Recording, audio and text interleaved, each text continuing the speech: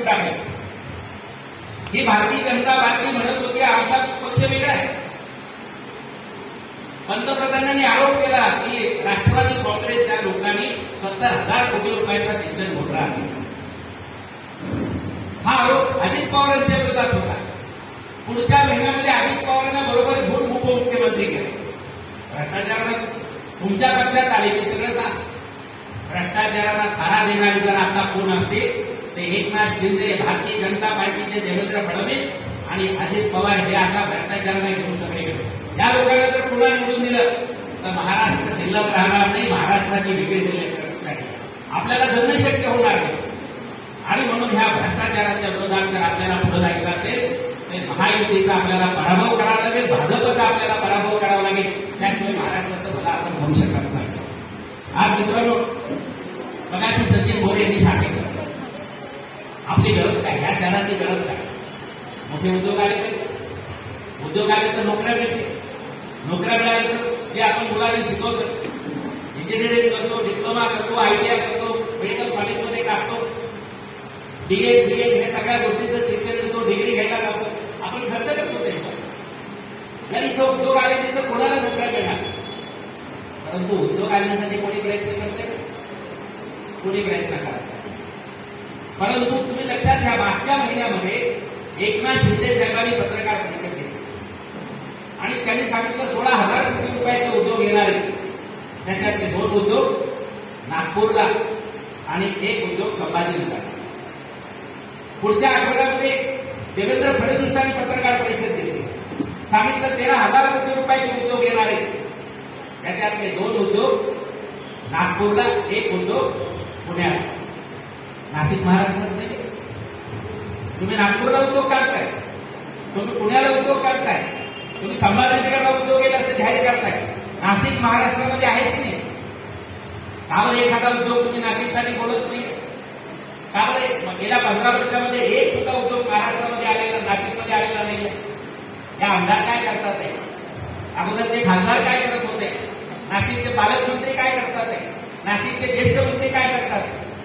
एक उद्योग आणण्यासाठी प्रयत्न नाही. आम्ही जागाने सांगू शकतो की इथं जे जे उद्योग आले, जिथे जिथं सीआयटीचे युनियन आहे त्या प्रत्येक मार्गाला आम्ही सांगितलं की तुम्ही उद्योग मोठे करा, तिथं गुंतवणूक करा, कामगारांची संख्या वाढवा. कमीत कमी 25 उद्योगामध्ये आम्ही सांगितल्यामुळे मालक लोकांनी गुंतवणूक केली आणि ते मोठे उद्योग केले. आणि एक उद्योग आणू शकलेलं नाही. हे काय करतात आहे, लेबर कॉन्ट्रॅक्ट देतात. हे आमदार लोक आहेत, या सगळ्यांचे लेबर कॉन्ट्रॅक्ट आहेत. माझे खासदाराचे लेबर कॉन्ट्रॅक्ट आहेत, इतर पक्षाच्या नगरसेवकाचे लेबर कॉन्ट्रॅक्ट आहेत. लेबर कॉन्ट्रॅक्ट घेण्याचा धंदा हे आमदारांच्या आणि नगरसेवकच्या पदातून करताना आपल्याला दिसतं. जर तुम्ही लेबर कॉन्ट्रॅक्ट करणार असेल तर कामगारांना काय न्याय देणार. आणि म्हणून उद्योग येण्यासाठी कुठलाही अजेंडा, कुठलाही विषय या राजकारणामध्ये ह्या पक्षांकडे नाहीये, महायुतीकडे नाही, भाजपकडे नाहीये. ते फक्त तुळशीचे लग्न लावतात. तुळशीचं लग्न लावणं काय आमदाराचं काम आहे. पण तुम्ही सांगा, तुळशीचं लग्न शेकडो वर्षापासून आपल्या महाराष्ट्रामध्ये तुळशीचे लग्न लागतात. महोत्सव भरवणं काय आमदाराचं काम आहे.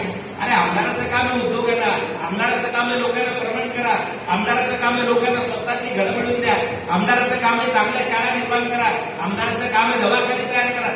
हे करताना दिसतात का तुम्हाला काय? हे कुठलीही गोष्ट करतात.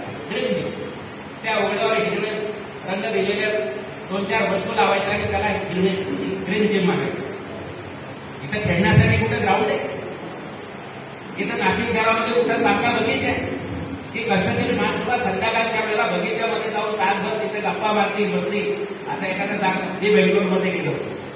गार्डनचं शहर आहे, सगळीकडे गार्डन त्या बेंगलोर शहरामध्ये.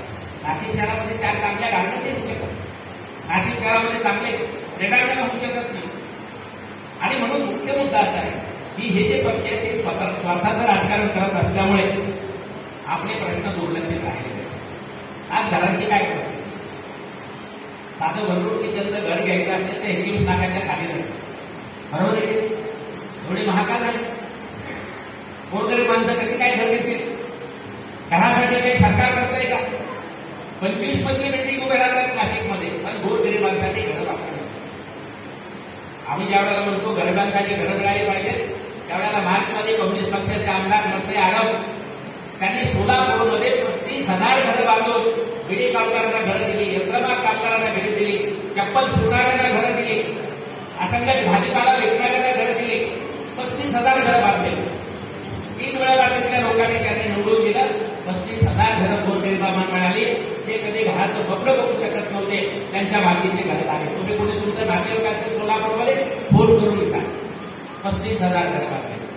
आपल्या नाशिकचे आमदार, आपल्या आमदारांना असं वाटतं का 1,000 तरी घरं बांधावी सरकारच्या मदतीने, गोरगरिबांना ती घरं मिळवून द्यावी असं वाटतं का?